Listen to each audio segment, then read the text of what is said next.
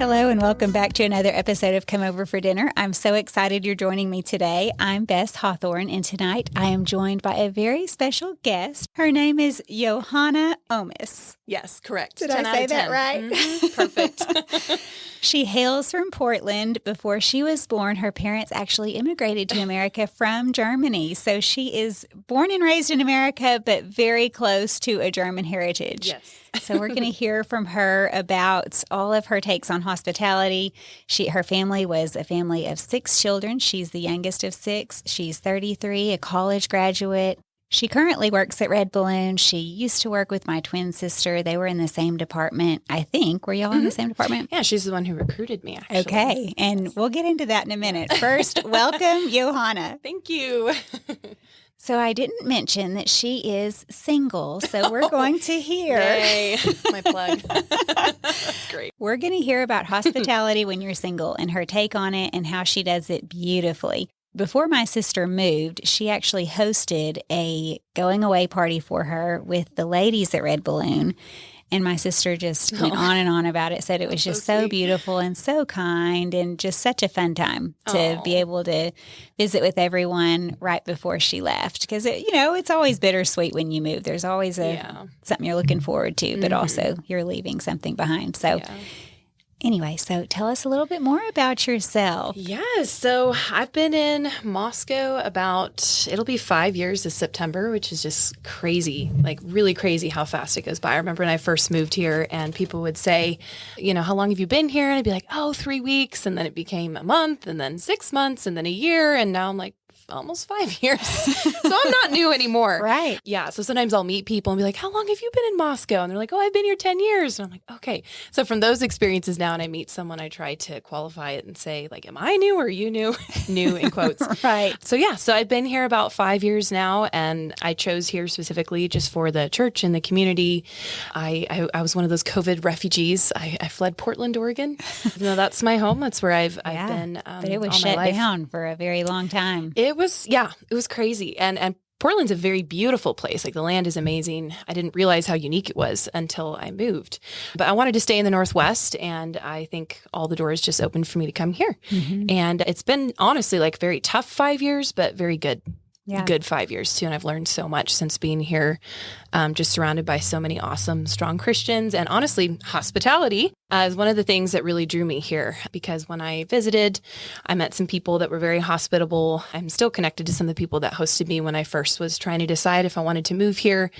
And that was just a huge blessing to me. Yeah. I really appreciated that. So, well, that's a testimony to hospitality, because when you're new and feel isolated, that's a really hard spot to be in. So if someone does open up their home and their hearts and their lives and says, just come in, join us, that really changes everything. It changes the dynamic of how you feel about a town and feel about your move, and just really helps with the loneliness. Yeah, it really does. Yeah. That's wonderful. Well, going back to you being single. Yay. Fun topic. We were joking before we started the podcast that she works in the recruiting department. Yes, I do. At Red Balloon. I do. And that it was okay if I threw it out there that she is absolutely gorgeous and talented and amazing. So if any of my listeners. Thank you. I appreciate it, Bess. We were also joking that my sister, she was one of the managers for the recruiting department, and she had these just hilarious stories, because one of the aspects of Red Balloon, besides posting like a job board, a conservative job board where they post openings, like you can go there and look for a job. But another side of it, another option is that businesses hire them to, screen. Recruit. Yeah. And then interview, screen. Yeah. So, and then once you do the interviews, or Ruth did the interviews of all these candidates that applied, they would make a recommendation or 2 or 3, you know, but they would kind of screen through so the company didn't have to. And so I said, that is, I told her, we need this in the dating world. Yes. In the dating world. And Ruth is going to be one of the top screeners. There you go. I love it. I love the idea. She was like cold, hard facts here. Nope, that one's not cutting the mustard. I'm not recommending that one. And this one, okay, they might pass. Yes, exactly. They recommend the pass, fail, the interview. It is funny just in the world, just as a side note, in the world of online dating, it is hilarious. I kind of speak about it in terms of candidates, and then it's like, oh, that comes from my jobs, not necessarily online dating, but it is just funny to joke about it, you know? Right. It's funny. It's similar. So, yeah. There are numerous ladies up here in this community who have met people through online Christian dating websites. One of which that I've heard of really great things about is Tulip Singles. And I don't know, you might have heard, I know there's another name I've heard of too. Yep. But at the same time, the qualification is... Yes, I'm just laughing because I know where you're going. No matter where you go, even if it's called a Christian, conservative, whatever. Yep. There are still going to be crazy people who sign up. Oh, there are. I have funny stories. Do you have any you want to share?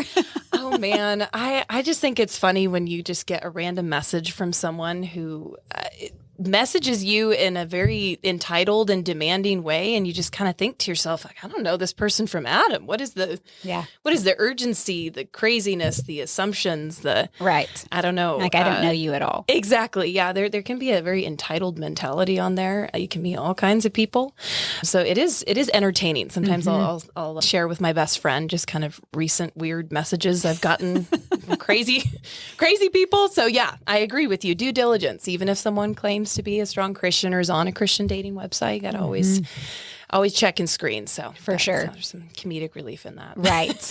Too. One story up here that someone was telling me about was that they did meet someone, but they had an older couple in the community that helped screen people. Yep. So before, she wasn't on her own. Yep. And I'm guessing she was here without her parents. Yep. Maybe an older lady. Yes. Not older lady, but I have close friends that do the same for me. Yeah. That's so if wonderful. there's someone that, shows interest and I'm interested, I tend to connect them. And it's been actually a huge blessing because they can kind of take the emotions out of it and see if there's any red flags. And sure enough, sometimes they find them. Yep. And then it's just like, okay, move along, and that person wasn't the right person. And you're not delving into someone who's trying to woo and impress you constantly. Yes. And so you're seeing a facade, nor are you really getting too emotionally attached. You have somebody who's just helping you screen people ahead of time. I love that idea. It's a huge blessing. I will be honest, I have not always been perfect with that, but since meeting this couple, and they're close friends of mine, and they've been doing this for me, it has been a lot more helpful. Yeah. Too. Yeah. Yeah. So there's another lady in the community who's about to get married, and she did meet someone. I think it was through Tulip Singles, and he was legit, which is, I mean, you hear all these crazy stories, but then you hear, and it just really is God working in the situation. God can use anything. Yeah. She met someone from a church in Louisiana that we were about 3 hours from this church in Louisiana, but my family traveled to that church and knew people in Louisiana, and they sometimes did conferences together. And so I am quite sure that my parents knew this We're person's involved. family. Yeah. Oh, that's so fun. Way back in the day. It's a small world. Small world. Yeah. This is so, and he just sounds like such a great guy. So anyway. Yeah. Well, moving on from that, no, I'm not starting my own Christian dating website. Are you sure? But, just throwing it out there that she is very amazing. And you're about to hear just how amazing. So tell us, well, first of all, what does hospitality look like in your life? You work full time and you have your own apartment. So tell me a little bit about what that looks like for you. Yeah. So I've had a range of, sometimes I will have a friend who comes and visits me from Portland. So my best friend will come and visit me. And since I moved here, when I first moved here, she was still single. So sometimes she would come in the area and stop at my house because she had work sometimes nearby. But now when she visits, she has a baby, right? So that's changed since I moved here, which is fun. And her parents came to visit me one time, and that was a super sweet memory for me because her parents were kind of like second parents to me when I was in Portland. And they came all this way out to visit me right after I had moved here. And their names are Linda and Jim. And they came with their daughter. I believe they came with their daughter, Anne, at the time. So my best friend, she didn't come with them at the time, but her sister did. And so I made my bed. I have a full-size bed, so it can work for shorter couple. If you don't have like a super tall person or super big person who needs extra space, it works. Right. And so obviously I made my bed, made my room, made it all ready for them. And they came and stayed there. And then I just slept on the couch and it worked just fine. What a good hostess. I mean, it's not the most ideal. I don't have like an extra. Well, to be honest, I make fun of myself, and friends who know me really well make fun of me for this too. I actually really love sleeping on my couch. So I don't want to sound like I'm too sacrificial like, this is here. a real comfortable Be real honest. couch. Yeah, this is a real. But yeah, so they came and stayed, and I slept on the couch, and they brought their daughter, which is my best friend's sister, with them, and it was just a super fun time. Very easy, delightful, wonderful, strong Christians. It was just all around really fun people to host. I hosted my sister Eva last year. She visited me from Texas in January in Moscow. That's tough. And of course, it was snowing when I picked her up at the airport. She's like, can I borrow everything? She struggles with like freezing.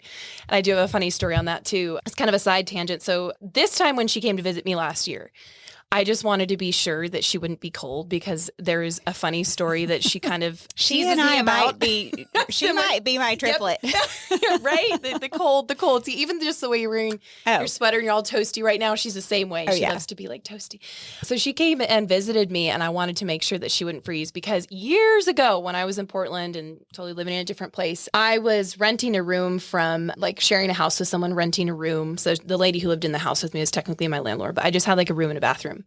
And the wall that was like where my bed was pushed up against was just the other side of it was outside, and it was cold. And my sister just was like freezing all night. And that memory, just like she teases me about it. And I'm just like, oh, I'm so sorry about that. So then this time when she came to visit me, I'm pretty sure I got like a heater on Kirker Ladies, because I was like, I need to make sure that she doesn't, that she at least has this option, even though this house is warmer and better insulated. I wanted to make sure she had that and check in on her. Are you cold? So that was just a fun hosting tip. So that was my sister who came to visit me. Okay, before you go on, it made me think of when I tortured my own sister. There we go. Ruth? Yes. This is a really similar story, except I had this other weird thought about she's lived up north for so long. She's coming to visit the South. Okay. And it's summertime. And so I thought, well, she's been up north for so long that I bet she's, it's just too hot down here for her. And so I blasted the air conditioning all night long. She froze, froze. She was so cold all night because outside is warm. Probably weren't lots and lots, it's summertime. And so there weren't lots of heavy covers on the bed. And she said she just shivered and froze and then finally got up and went to the laundry room and sat on the floor in the early wee hours of the morning because that was the one warm place. Oh my goodness. I don't know why it was warm. So I don't know if the vent was closed or the dryer, to turn the dryer on. I have no idea. I just remember feeling so terrible that I tortured my sister. The other Did you tell her it was a joke the next day? Yeah. She's like sitting there in the morning. I was like, well, I just don't know what I was thinking, actually. Wanted to test how much of the South you still had. Yeah, apparently she still had 100%. Before that, years before, there was another spot we lived, and all we had was a air mattress. And so I had, borrowed this air mattress, had it all nice. She's put up with a lot because the next morning I come in there and she's on the floor. Oh no. Apparently. Well, no, I mean that it had deflated in the middle of the night. Oh no. Oh no. I just hope my hosting has come a little bit further than that these days. Sure, we all have our funny stories. Yeah, we have to laugh about it. Yes. Okay, continue with your fabulous hosting stories. Oh no, I was just thinking back to what you're saying. A general approach to hosting just depends on who's coming. So with that sister. She's coming from Texas. I want her to be wowed by Moscow. I want her to love Moscow, not have memories of freezing in Moscow. Right. Leave those memories in Portland. You're making good plans. Yeah. And then, it's a marketing opportunity. Yes. You're trying to get her to move here. Oh, yes. And then my last year in the springtime, I had some friends visit me, my best friend's sister, and then she brought an old friend of ours from college. Oh, so it was super fun to have two girlfriends come and visit me. And then I just, again, gave them my bed so sacrificially. You're just kidding. So gave kind. them my bed. I slept on the couch again. And that was super fun. It was beautiful, beautiful prime season in Moscow where everything is starting to bloom and it's just nice weather. We'd go for long walks and have dinner together. And it was a really great trip. So I would say just overall, like just thinking about the type of person you're hosting, who they are, how close you are to them is going to make a difference in how you approach it. And then I think you had mentioned menu as well. And one of the things I try to do when I'm hosting is kind of like ask ahead of time, like what someone is like, is there anything in particular you're craving or that you want to have? Or, I mean, allergies is a classic one these days you kind of have to ask about. Just getting an idea of what someone likes, especially if they're going to spend the night. It's nice to know, like, does this person like coffee in the morning? Do they like tea? Do they like, are they an early riser? Just kind of figuring out those basics. But at the same time, I know asking too many questions and being too structured with one's hosting approach can also be overbearing depending on the personality. Yeah. So those things can also help. And then another thing that's kind of fun, I was asking Julie Heisig, I think she said she was on one of these podcasts with you before, which is fun. It's really fun to do some hosting stuff with her because she lives down the street from me. Oh, that's fun. Yeah, she's a neighbor and a friend, and one of the biggest blessings since I moved to Moscow. And it's fun because lately, like for Valentine's Day, I had her over and got like a little kind of Valentine's Day bouquet and kind of put some like pink and red looking decorations out, and then had her and her girls over for like cookies and tea in the morning. How special. And it was super fun. But to kind of theme things, I think can be fun. I wanted to do a St. Patrick's Day one, but I'm going to be going out of town and they've been sick lately, so it's not going to work out. But I started getting, like I went up to Trader Joe's, which I love. It's a great place to get seasonal, affordable things. Yep. And I got just like some green, like St. Patrick's Day theme styled things. And I'm planning to do one for Easter when I come back from my trip. So I think sometimes theming things can be fun too if the person you're hosting enjoys that. And it makes it really special for them. Yeah. They're not maybe going to have that party thrown for them anywhere else. Or if they're a mom, to have someone over. Exactly. Well, and if they're the mom, they're the ones that always have to do it for the kids. So to be invited with their girls, that's really fun. Yeah, it's just kind of fun because it brings a theme. Again, up here in northern Idaho, for people who haven't been here, the seasons are pretty strong. So it can be fun to do something that coordinates with that. I get kind of made fun of because I also think of movies as seasonal. And I've had friends just kind of joke and they're like, well, what season is this movie? And I was like, fall, winter, whatever. And, we joke or debate back and forth about it. Right. What the mood of the movie is, what season it goes with. Yes. Or another thing we did a couple years ago, they had me over for Thanksgiving and I made some spätzle, which is just like a German, like egg noodle dish that you can make with like cheese and onions. It's basically like a version delicious. of mac and cheese, I guess, but like the German version, depending on what you put in it. But I made that a couple years ago and they really liked it. So I went over to their house and taught them how to make it. So it was kind of just a fun, special. Okay, I'll teach you how to make it. It's pretty easy. And then I think sometime soon we want to do a borscht recipe. Even though I'm not Eastern European, I've had an Eastern European friend teach me how to make it. And at some point we want to do that too. So that can be a fun, like as a single person way to, you can host having people come to your house, or you can sort of host in a way by going over there and doing some fun cooking thing together. I mean, most women love to cook, so that can be kind of a fun way to do it. And, well, for one, just the help in general, like two people doing it together is much more fun. Yeah. Conquer it twice the time, divide and conquer. Yeah. But then learning something new would be really fun as well. Yeah. I mean, learning something new is always exciting. Yeah, and it takes some of the fear out of it too. Learning how to make something with someone else who knows how to do it. Yeah. So like the borscht soup I was just referencing, I had one Eastern European friend teach me how to make it back in Portland. And she had a pretty structured, like, this is how you make it. Yeah. And then when I first moved here to Moscow, I had a different Eastern European friend come and visit me and I was making that soup for her. And I was like stressed out about how to make all the proportions right and how to, and she was like, oh, she totally relaxed me. She's like, just throw a little bit of this in there and you don't have to measure it out exactly. And ever since then, it's really fun to make because I don't have to be super exact. I mean, it's soup, so it kind of comes together anyway. Exactly. But that was so fun because she taught me in my own home when she came to visit me, like, hey, we make borscht soup too, and you can, like, you don't have to make it. There are some variations. Variations, right? So it was fun just on my end learning that. And now I can share that with my friend Julie when I teach her how to make it. Well, and two, if you feel like with the first one, the real structured one, that gives you the parameters. Yes. But then to be able to get good enough at it to realize, okay, it's the rules, so now I can break them. And it is true. The with guidelines. Soup, yes. With soup, you can add a little dash of this or even leave ingredients out if you don't have something, and it's still going to taste amazing. So that's really neat that you have learned those sorts of things. Did you grow up with a lot of German cooking since your parents immigrated from Germany? Like, is that how your family ate, or did they adopt a lot of American type foods? I would say kind of both in the sense my mom always had she grew up on a more of a like farm setting in Germany, and she tended to make things from scratch. And I do deeply, deeply regret, to those of you ladies still at home listening, learn as much from your mom while you're at home. Take my word for it, because now that my sweet mom moved down to Texas and I don't see her as much, I'm just regretting those years where I was just at home and not paying attention. And there are some things that I did pay attention on and I have a good feel for. But sorry, back to answering your question. She did have a good feel for like cooking from scratch. She adopted some American ways of eating, but we did so for Thanksgiving every year, we have certain German dishes that we always have for Thanksgiving.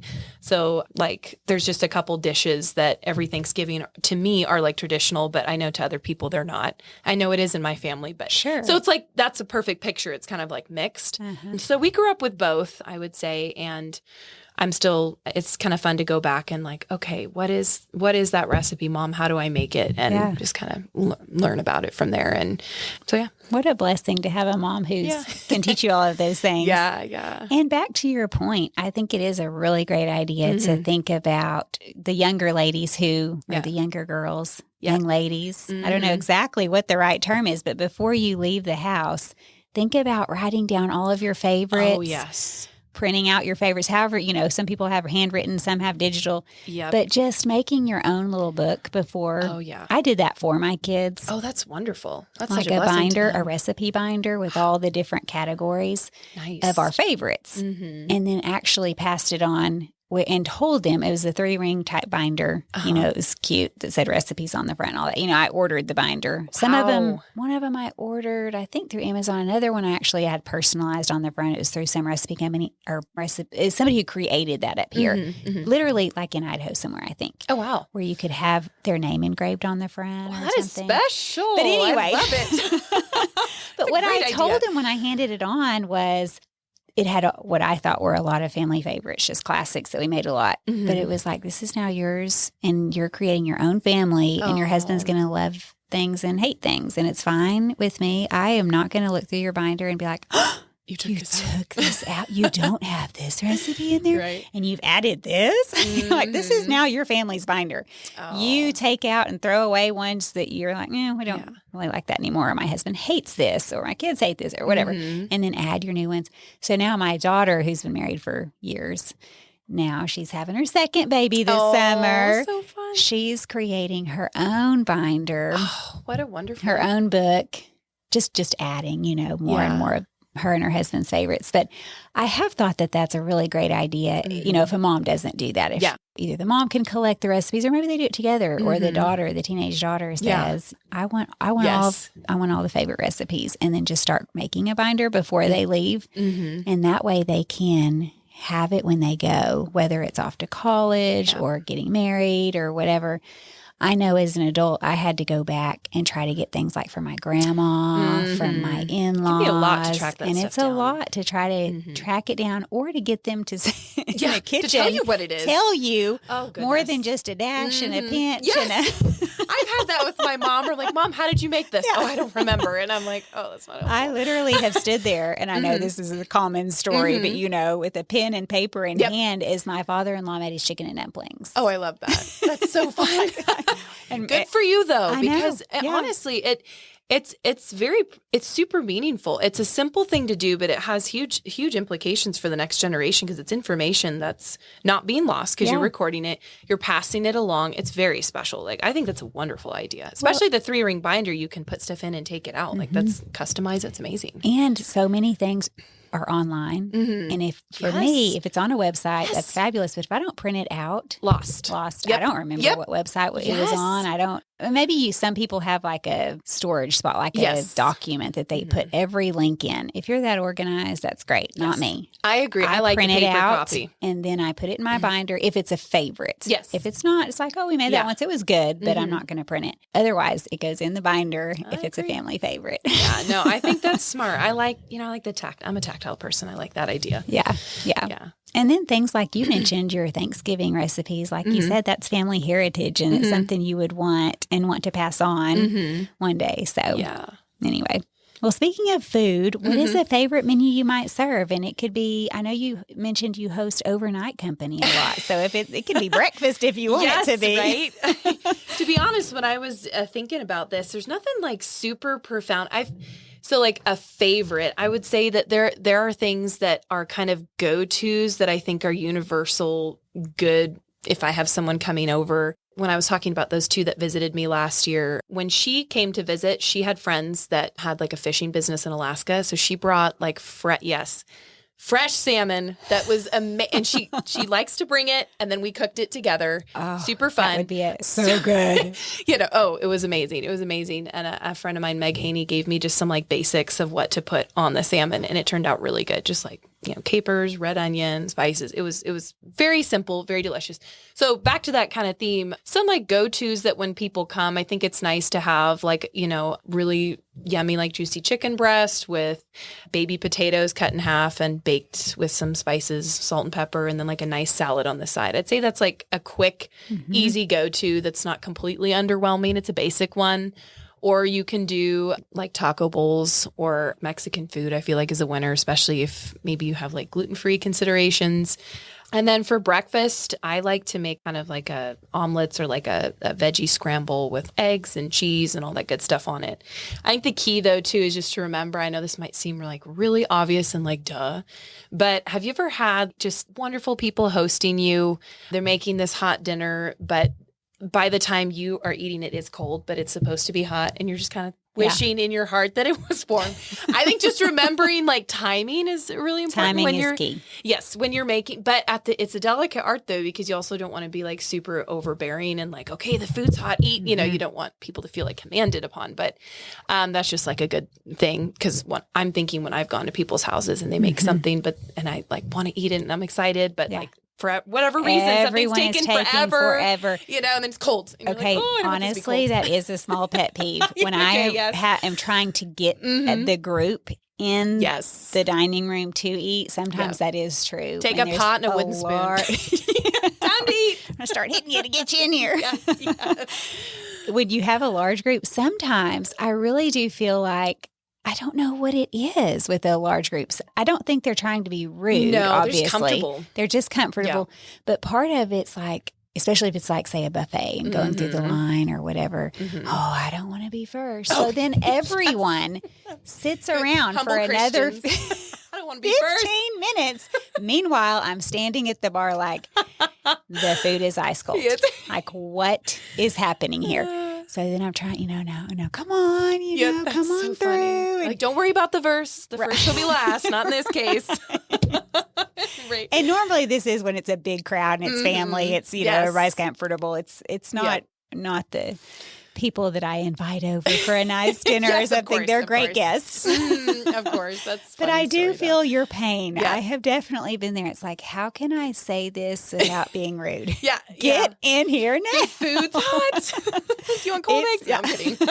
And also it depends on your comfort level with the person too, So I think my sister, Eva, and I have a lot of cooking and food jokes. We always joke about like potluck food and like if we think it looks appetizing or not. And I don't know. It's just. Well, in a potluck, you really do have to think through bringing through something that's okay, just lukewarm. Yep. Because it's not going to be hot. That's true. By the time that is true. Everybody goes through. Yes. No, I agree. But it is true. As a hostess, you want to make sure that you're serving it hot. Timing is critical because if you're serving something like mashed potatoes and they've sat there on the counter for 30 minutes and now they're just kind of half warm and half cold. Or meat too. Oh. Like fish. Yeah. That gets cold, then it's like, oh. Or eggs. Those are, yeah. No, I got you. Yeah. I got you. Yeah. Okay. Good tip. Good tip. Yep. Before we move forward, a big thank you to the sponsors for supporting today's episode. Are you searching for hands-on activities to help your kids explore the practical side of science? Look no further than your kitchen. Inquisicook blends food science and culinary arts into an engaging program that puts delicious food on the family table. Let Inquisicook do the teaching with lesson videos, reliable recipes, and assessment tools that put students on track for success. Their online platform is easy to navigate and optimized for mobile, so the learning experience can move from the classroom to the kitchen without a hitch. Inquisicook turns curious students into intuitive cooks, not just recipe followers. Say goodbye to the tyranny of the ingredients list and say hello to utilizing what's in season, what's on sale, or what's in the fridge. Visit inquisicook.com to view sample lessons, then check out the recipe gallery to see just how crave-worthy science can be. Today's culture shifts like sand, but New St. Andrews College is established on Christ, the immovable rock. The college is a premier institution that forges evangelical leaders who don't fear or hate the world. Guided by God's Word, equipped with the genius of classical liberal arts and God-honoring wisdom, with a faculty dedicated to academic rigor into God's kingdom, New St. Andrews College offers an education that frees people. To find out more, visit nsa.edu. Well, those are great menus. Do you have any shortcuts or time savers you use when you're prepping any of those things to try to be ahead of the game, or do you just come home from work and whip it all out? Well, I will say if I know someone's visiting me, I like to make sure that I go shopping and have my fridge stocked. Obviously, I feel like that's kind of an obvious one, but that does, ahead of time, having those things ready can be like really helpful. Yeah. I would say those ones I mentioned are good because they're pretty quick and known to me. I think soups are also pretty safe too. Those you can make ahead of time, and sometimes they taste better the next day. Yes, honestly, soups do oftentimes taste better the next day. I do love that aspect of that. And you have soup. Zuppa Toscana is a really good one. It's more of like a fall soup, but that's a really tasty, flavorful soup that I like. So yeah, that's another good one. I'm trying to think, honestly, just a really good salad. All the classic stuff, honestly. Yeah. Well, a lot of the stuff that you mentioned, it's pretty quick coming together at the end. Like say you're cooking a quick chicken breast or a fillet of fish or something like that. It doesn't take long to cook, and you want it hot. You're not going to want to reheat fish. Yeah. That's right. Yeah, reheat fish. No, just kidding. Yeah, and seasoned. And what's fun, too, just with different meat dishes is just the different seasonings that you use can just make it taste so good. Like, do you know the half-baked harvest? Yeah. Is that what it is? Yeah. My friend got me one of their recipe books, and I learned from that one to make, chicken breast with, I think a splash of some kind of cognac, I think.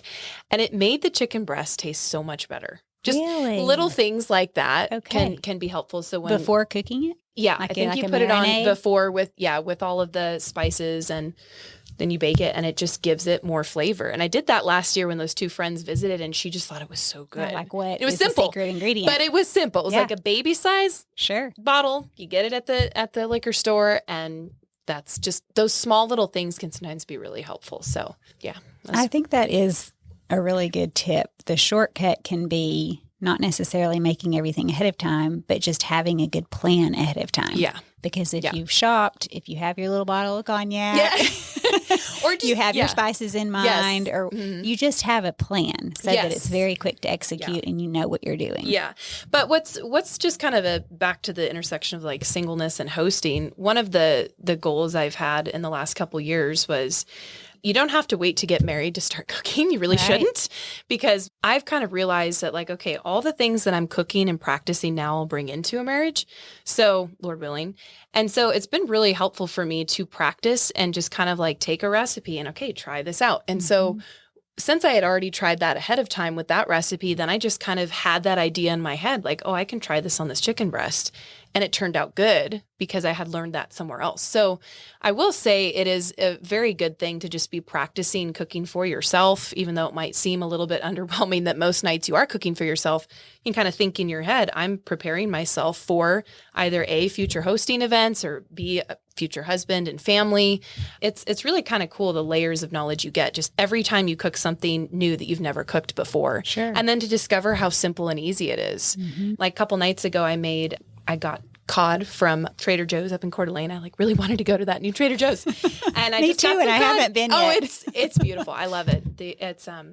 I love Trader Joe's. I was so excited to hear that they had one in Coeur d'Alene. Yes. I like Coeur d'Alene better than Spokane. Summer goals. Yes. Summertime, I'm going. Yes. Hey, you know what? It's a good goal to have. I got caught, and then I just kind of looked up a quick recipe because I knew I had panko breadcrumbs and like, okay, how do I make this? And it was actually super simple. Just mix spices with flour and then have some like beaten eggs out and then panko breadcrumbs. And then you just make a little assembly line and then fry it in a pan. And it was super easy, but it might seem really hard, right? Ahead of time if you've never done something like that. And obviously, people may be laughing, listening to me like, oh, that's really simple. I know how to do that. But I don't think I've really done that before. And it was shocking to me how fast I was able to do it, like 10, 15 minutes. It didn't take super long. Yeah. So that's, I would say, kind of one of the joys of just learning to cook on my own for myself, trying things out. So then that way I have like tips and tricks on the road. Absolutely. So, singleness doesn't have to limit how much you cook. I agree. And you want to be great at things. You don't want to just be waiting. Yes. And saying, well, I'm waiting, I'm waiting. Well, then you're not really ready. Yep. When the time comes. Yeah. And like you said, it could be for hosting down, hospitality down the road or through your life. It could be for a family, a husband and children. You don't want to just be learning everything brand new. It's so much. Yeah, it's so much. It's a blessing to even, this sounds selfish, but even to yourself to learn it ahead of time, because then you don't have to learn everything. Just completely overwhelmed, not even knowing how to cook. Yeah. And the other thing is imagine the habit of just eating out all the time. Oh, gosh. And entering a marriage. For one, it's very expensive, but then also you've gotten real adapted to not ever having to grocery shop or clean up or do dishes or cook and have a routine. Yeah. All of a sudden, now you have a small little family and a husband maybe who really doesn't prefer to eat out all the time. I love Chinese food again. Yeah. Really wish I did have a wife that cooked. You just, that's such a great thing to have, a great skill to have no matter where you are in life. Yeah, for sure. What is your best prep tip when you're having people over? Like, how do you prepare? You mentioned grocery shopping already, just grocery shopping ahead of time. But do you have anything specific along those lines, like grocery tips or shopping tips, cleaning tips, that sort of thing?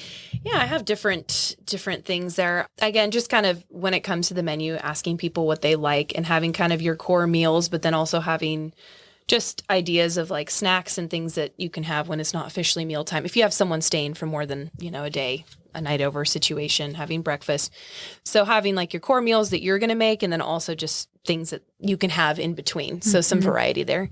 What kind of snacks do you pick up? To be honest, off the top of my head, I think you can have like cheese and crackers and fruit. And honestly, I'm kind of a boring person when it comes to those kinds of snacks. Sounds like a great snack to me. Just some of the basics. Trader Joe's treats. Yes, honestly, Trader Joe's treats really are so good. And again, depends on what kind of person is visiting you as well and what's on the meal plan, etc. So yeah, my answer there is kind of boring. But prep tips, I would say that it's obvious that you want a clean house when people come, right? But I will say that there are some things that can be forgotten, like fresh hand towels in the bathroom, right? That's a simple one that I think can really, if you don't have a fresh towel, like I have a funny story, a little rabbit trail here. Back when I was in Portland, I was at a non-denom church and there was like community group nights. And there was a house with a couple bachelors or something. Like they were the ones hosting these prayer Bible study night evenings. And I just remember going in the bathroom and the towel that was hanging there had never been changed. Yes, exactly. It was like an antique. It's like, oh my goodness, how long has this been here? I think I remember seeing it a couple times when I'm going. I'm like, oh my gosh, God bless. I mean, he was the sweetest man. Godly and man, I love think the in Lord. Some but guys' minds, it's probably like, well, it's just water. Yeah, right. But it's simple things like that. Or Another thing that gets me is when you have, and not to offend anybody out there, but just something to keep in mind, when you have bar soap for people washing their hands, especially if lots of people have been going to the bathroom and that little bar soap is swimming in its own water in the tray. And it just, number one, it just it doesn't look fresh, nice. Then the person has to grab that. And, some people don't care, right? But I'm just saying there are people who notice that stuff. I people like myself. It's like, the hand soap that you can just crank the dispenser and it comes out is nice. Have a fresh hand towel. Emptying the trash. As a side note about the hand towel, one thing I've noticed with large groups, one hand towel is not enough. It'll be complete sog by the end of the night. Put out little towels. Put out extra ones. Mm-hmm. Yeah, little towels or just a small little stash somewhere, a cute little basket. Because one hand towel hanging there for 30, 40 people, it's just dripping by the I always grab, if that's the case, and I'm like, all right, this is what we're working with, I'll grab the behind part, hoping that nobody else has grabbed it, but I'm sure someone else has thought of that too. Right? Or the very top. Yes. Yeah. Or where you just pat your fingers on it, and you're like, okay, and then I'm just going to wipe my hands on my clothes now. So that's another trick. That can be really helpful. I mean, there's those obvious basic cleaning tips. I'd say even just like running the like my kitchen has kind of like that white linoleum tile or whatever. It's not real tile, but you can see every hair, So if you just quick run the vacuum over it, that's a fast and easy thing to do. I don't know if this is just a quick little cleaning tip, but like Swiffer dusters, if you just run that, if you take, they're disposable dusters that you can get. And if you just take one of those and just run it really fast over your counters in your bathroom, and then you can just take it and just dust really fast, like the top of the toilet. Gosh, what do you call it? Like the tank of the toilet? Yes, there you go. Up there. Because it gets real dusty. Right? You can just do that, do a quick dust, and then also the base of the toilet. Oftentimes you can just see a lot of stuff down there. If you just do a quick, that literally takes like 2 minutes. It shouldn't take long. Yeah, you can do that. And then you can just throw it away. That's the beauty of those Swiffer dusters. You can just throw them away. You don't have to worry about, okay, now I have to wash this and reuse it next time. You just throw it away. So that's another good tip. And I would just say when it comes to candles, now I love candles. I like scented candles, but I'm biased about the scents that I like. But I was thinking about this ahead of time because sometimes people can have candles that are just a really like heavy scent, and of course you want your home to be cozy, especially, women love having like a cozy, fun home, especially if it's the fall season. But not everybody's going to like Yankee Sea Breeze candle, right? That's that true. Might be a really strong smell that turns some people off. A small space. Yes. Exactly. It can be overpowering. The window's closed and then it's just like, it can be really overpowering. So I think just being aware of like, you can get candles that are non-scented. I love getting like those bigger packs from IKEA because they're affordable and they look nice, just those white tapered candles. And you don't have to worry about having a strong smell. That's a great idea. Yeah. Those can be really nice. My friend teases, sometimes it looks like a shrine in my place. I like multiple tapered candles and it has a little bit Every of the Castlevania theme, right? Right? It's tapered candles. I like it. I like the light, and especially in the fall, it's fun to do that. But that can be a nice alternative. I'm not against scented candles. I just think just not having like really strong ones and just being aware of that. Some people don't like the smell. And even just honestly, when it comes to hosting tips too, I just think being communicative with people can make all the difference. I like to tell people, if you need anything, you can tell me. Or if you are cold, don't feel bad to wake me up and say like, I'm really cold. Do you have another blanket? Or show them where the blankets are if they need another one. Little things like that, I think can make the difference because if someone is like freezing in the middle of the night and they're like, oh, I need a blanket, rather than them having to fearfully get up and like, oh no, I don't know if I should wake her up. I just think being really like communicating well with people and assuring them, making them feel comfortable makes all the difference too when you're hosting. Yeah. Great advice. It's wonderful advice. And like you said, just tell them where things are ahead of time and make them feel it's okay. It's to open a cabinet. Like truly okay. Yeah, truly okay. Here's the blanket cabinet or here's where extra toilet paper is or whatever it is, especially if they're there overnight. Because, some people snoop, but most people don't. Yeah. They're real careful to try to not open a cabinet when they're not supposed to. And so somebody's probably going to lay there and freeze rather than go and open up 5 cabinets trying to find a blanket. But if you communicate ahead of time, then it makes them feel just like they're at home. Yeah. It's wonderful. For sure. Well, you've touched on it, but do you have any other advice for making people feel welcome when they come into your home? Another thing that I have just thought is so sweet that people have done for me. So when I have visited my sister typically there's like a folded towel, like a fresh folded towel on my bed, and then like maybe a little chocolate bar or a little like joke gift. I mean, my sister's done fun stuff like that for me. Both of my sisters actually have done that for me. That's like just fun to walk into a room and have like a little thing for you, just in addition to having a fresh towel. Obviously, that's most people do that with hosting. That can be really nice. I went to visit my friend Liz in Missouri, and when I arrived, she had a little gift that I think was an early birthday present for me that she was so excited to give me. And it's like one of my favorite little gifts. And it was just like, oh, it just makes it so sweet and fun. You just feel so welcome. You feel so special if somebody thinks of you and gets you a little gift. And it doesn't have to be expensive too, right? Like just even getting like a pretty little chocolate and then just writing a little note, or I don't know, just putting something cute on it, however you want to do it. I think it just can make a person feel like, oh, you know, this is for me when I'm here. Yeah. Oh, yeah, those are wonderful ideas. Yeah. My daughter, when I went to visit last time, had a little basket by the bed, and it had a couple of bottles of water and some special chocolate and a couple little snacks. And it was just so special. And it wasn't anything real expensive. Right. But it was so thoughtful and a little vase with a flower in it. And it's just fresh flowers are wonderful. Yes. I mean, any little thing like that, or even if it's just a little chocolate on the pillow or something like you're saying, or a little gift, that's very special. It really elevates it. Yeah, it does. Just as a side note, what was your favorite gift ever? Do you want to tell us? Oh gosh. Okay, this will be fun. We need some gift ideas. This little, so when she gave me the little gift, it was like, it's hard to explain, but I love like cute little animal-y things. Yeah. I make Christmas ornaments, and I like making like little miniature birds and different fun things like that. And I'm just kind of known, friends who are really close to me know that I like cute things like that. So she found this like tiny, it's hard to explain this, but it's like a small ceramic otter. And it is it like looks like it's holding something, and you can put something in its little hands. And it's adorable. Like, it's really hard to explain how cute it was. But she and, knew sweet. It would be something that she knew I would love it. So where I put it, and it fits perfectly, is I have like a glass jewelry tray where I put my, I typically like have different like gold earring hoops and different daily stuff that I wear that I could just kind of plop on the tray.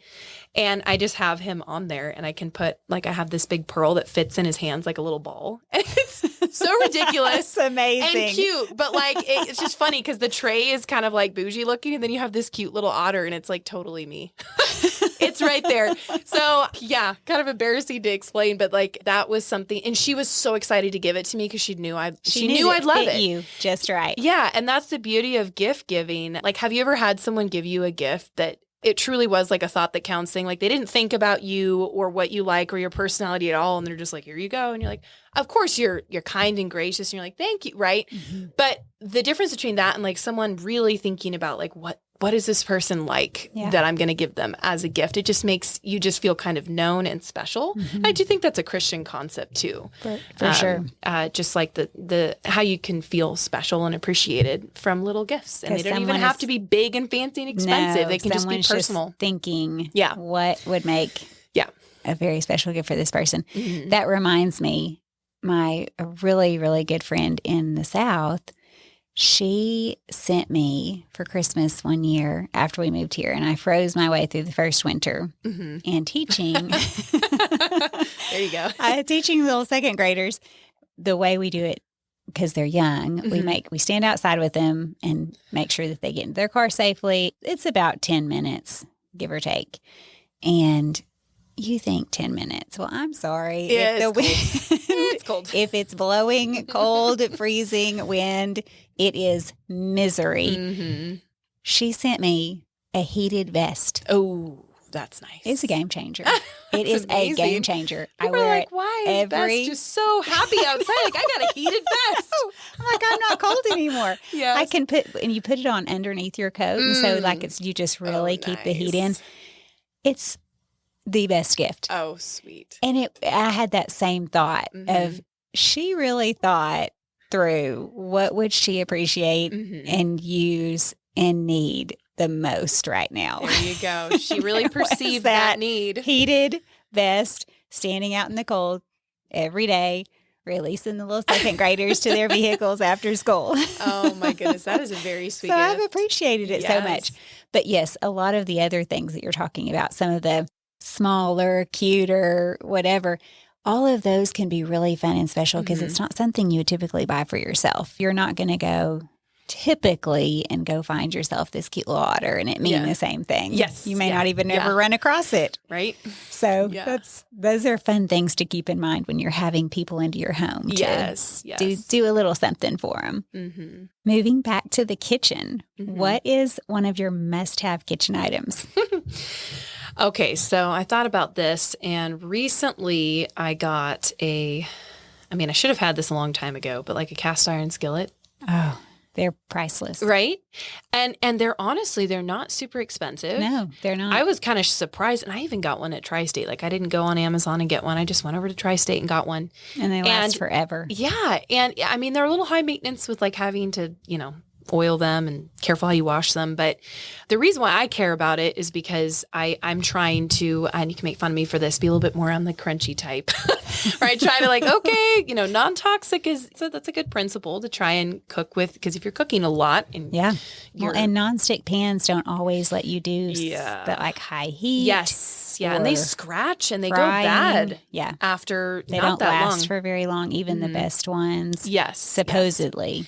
Yeah. So don't last for more than a few years. Oh yeah, for sure. So I got a cast iron skillet because I was like, man, I really need to get one of those. And it gives me a little bit just more peace of mind when I'm cooking that like it's not doing like a super high toxic material that might sound. I've heard it puts iron in your food as well. It like gives you the nutrient iron. Yes. Which a lot of times we're low in. So it's a double benefit there. So I would say that's one thing I really love. And then having a good water filter is another thing that I personally like. Water filter. Okay, first of all, do you have a favorite brand? What did you get for your cast iron? For my cast iron, I did the Lodge brand because that's like affordable and seems to be a good one from the research I did. I'm sure there's something you could get that's even better, but I'm just going for one that affordable. Affordable. That's a and then good a one. Water filter. I don't think anybody's recommended that on here, and so that's really a fun idea to talk about. Yeah. So again, I'm one of those like more crunchy people where like when I can find a way to incorporate something healthier, I do think it's a good thing. Good thing to be aware of that. Some people are like, oh, whatever, we're all going to die anyway. And I kind of think, no, I think it's good to be careful. If we know that something is heavily toxic, you should probably do something more natural. I mean, like take the chemicals out of your water, right? Potentially. Right. I know there's a lot of apparently like studies and research coming out that, like how bad tap water is for you and all the forever chemicals, whatever that are in it. So I got Clearly Filtered as the one that I use, but I have heard that it's most cost effective to just get one installed under your sink. I rent, so I would have to like arrange that with my landlord if I wanted that, but I've heard that can just be more cost effective than, like I said, what I do with like actually having a filter that I have to replace every X amount of months. Do you attach it to your kitchen faucet or is it in a pitcher similar to Brita? It's like a pitcher that I just have and I refill. And just as a single person, it's easy for me to refill that. Well, and the taste too. Yeah, it is better, honestly. Improved. Yes, it totally is. Depending on where you live. I mean, some people may think, well, my tap water tastes fine. There are places that the tap water is disgusting. I mean, there's a literal terrible taste to it. Like not everywhere is that way at the airports. Water is like $5 a bottle, and I just can't. I just can't. And so I will fill my bottle at the bottle filling station, filled it in Spokane, and it was fine. It was okay? Okay, good. It was okay. Hot tip, though, you could do a splash of something in it and it covers up the taste. That's like smart. I did that on a plane once. They handed me, I don't remember what I got, but something I decided to just pour in my water bottle. Yeah. Just because the water was a little terrible. Yeah, maybe like cranberry juice or something. I don't remember, but just poured something there. It was like, okay, that actually makes it drinkable. But Spokane was fine. Good tip. That's good. But I was out of water when we got to Dallas. Oh. And Dallas, I did not know. But Dallas water, I've learned since. Yep. I think it was almost undrinkable. I may have bought the $5 bottle of water. I wonder if people just get used to it because I was in Louisiana years ago and I remember drinking, I think it was water at a restaurant and it tasted like mud. I was like, this is real. I don't know if they just don't notice it because, I mean, it is. You grow up with it. Yeah, you get used to it. You don't notice it. But I grew up in Portland where the tap water would say is better. But yeah, that's just another. But it's a way to know that you have really fresh, clean water. Yes. When your guests come over, you're pouring something that's going to taste pretty neutral. not a real specific taste. Yeah. Water just shouldn't have a taste. Yes. A real specific taste. That's true. Not a muddy taste. Not a muddy taste, not a metallic taste. Yes. They're not going to be used to the Moscow taste, whatever that is. I don't know. I guess, like you say, when you live there, you tell us. Right. You get used to it. Like, yeah, that's true. Okay, well, that's a great recommendation. I'll definitely put that on my shop page. You can look for any of her recipes and product recommendations on comeoverfordinner.com to see what it is she recommends and find it for yourself if you want to. Yeah. Do you have a story from all of your years of hosting and having people into your home, especially overnight guests, anything that went awry or I'm trying anything funny? Trying to think here. So recently I had a situation where some friends of mine and I were having a movie night at their house. And I was going to be late because I had made I was trying to like food prep for myself that week and make some banana walnut bread because I just had some like old, those old bananas around. I was like, oh, I'm going to make this. And I messaged to the person. I was like, I'm sorry to be late. I have to finish the banana loaf. And they're like, oh, that's so great. You're bringing it. And I was like, oh. Whoops. I wasn't intending to bring it. So I felt bad for every morning for the next week. I felt bad. So I was like, I'm just going to bring it. And then I brought it and they liked it. And it was just kind of a funny joke because I teased them about it. And then they teased me. It was just a funny joke. I was just communicating the reason I'm going to be late. And they're like, oh, you're bringing banana bread. And I'm like, I guess so. So it was just funny that like that turned around and then I ended up bringing it. And that's pretty great. Yeah. It's a good little funny story how you communicate. Well, it's funny that you told your friends too, that you were close enough to say, hey, y'all just ate my breakfast. Right? That's the beauty. Yeah. When you're hosting with friends, it's definitely a different ballgame. Different dynamic. Yeah. Yeah, for sure. Before we close, do you have any final thoughts or words of encouragement for other young ladies who are in a similar situation, who are single and wanting to offer hospitality?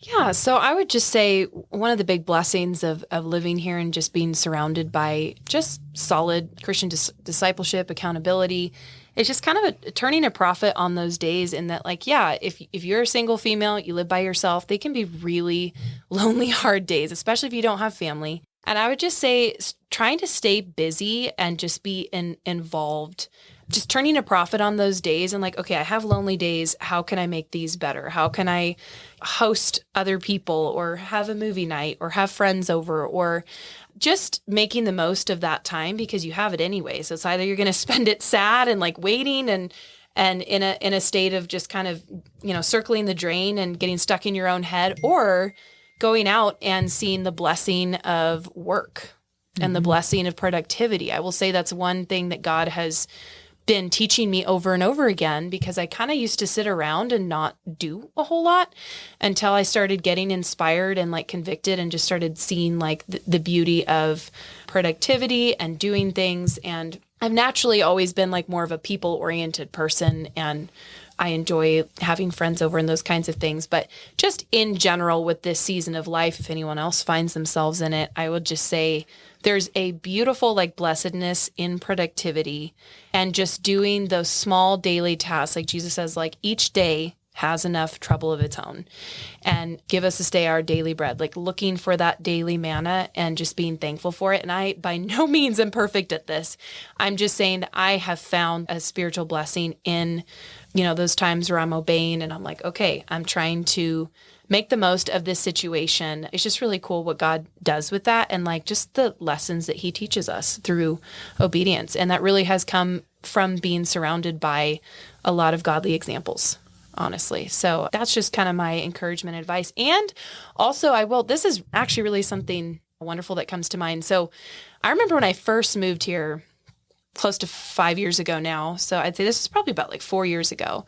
My sweet friend, Julie Pareda, was saying to me that I don't have to have it all together before I start hosting. She was like, don't have that mindset. She's like, just host with what you have and just have joy and just go for it. Like It doesn't have to all be perfect. Because I remember I was like, I don't know if I want to have like a party or have friends over, and I was like nervous about it.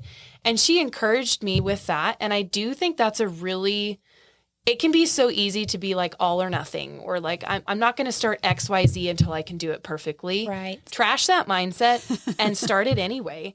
And then you'll find a Absolutely. certain motivation and beauty in doing it anyway. And people are more blessed and impressed than you would realize just with simple things. So you don't have to have like every part of your house perfect, or if you just have the basics of cleanliness and, you know, serving good food and just being friendly and warm, like that goes so far.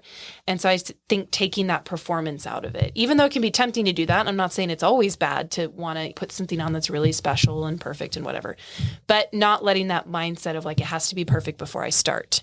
So if anyone's in a similar position, just do like a small thing. If you meet somebody who's new, or you're thinking about hosting somebody, I think people are really blessed by just being invited over. I know I was. Mm-hmm. So I would just say start really small. Even if you think of yourself as a shy person, or, oh, I can't do this, start with something so small. Having someone over for coffee after church, or practicing your cooking by picking a really simple meal and then having someone over for dinner. Just really simple stuff like that, I think, goes a long ways. Yeah, that's wonderful advice. And a lot of times we set standards for ourselves that are far higher than anyone is setting when they walk in the door. They're not noticing all the things that we have in our mind that we think should be perfect. Yeah. They're not going to notice it at all. Yeah. And back to your point about the type of life you're living as a single person, the life you're describing is one that is one of growth and becoming better and more Christ-like, and just one of sanctification, really. You're working on yourself, and you're working on your joy, and you're working on your hospitality. And when you think about just waiting, a lot of times a single person is wanting, Mr. Prince Charming to waltz along. But when you picture Prince Charming, is he waiting? No, he's usually just making it happen. Doing stuff. Busy. He is doing stuff, and he looks amazing because he is doing stuff. And when you picture your knight in shining armor coming along, he is not waiting and stagnant. Yeah. And so that kind of person is also going to be looking for someone who is in a similar situation, not a wilting flower who's just sitting and waiting in a puddle of sadness. Yes. Yes. So, no, absolutely. That's very, very true. I think Doug said it, be the kind of person you would want to marry would want to marry. So I think that's a really great quote. Such a good quote. And I've remembered that. It really stuck out to me when I heard him say that. So just encourages you to keep going.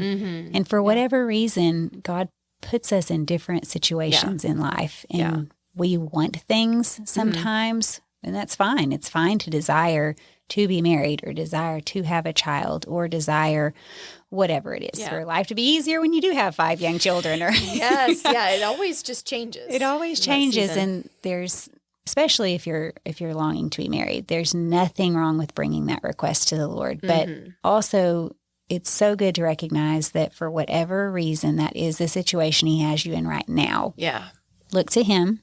Look to Him for the person you're hoping will come into your life one day. But also look to Him in faith that you can live a productive, joyful life that glorifies Him in the meantime. Yeah. That's something that He expects no matter what type of situation we have, whether we're single or hoping we have a baby or hoping for whatever it is that we're hoping or desiring.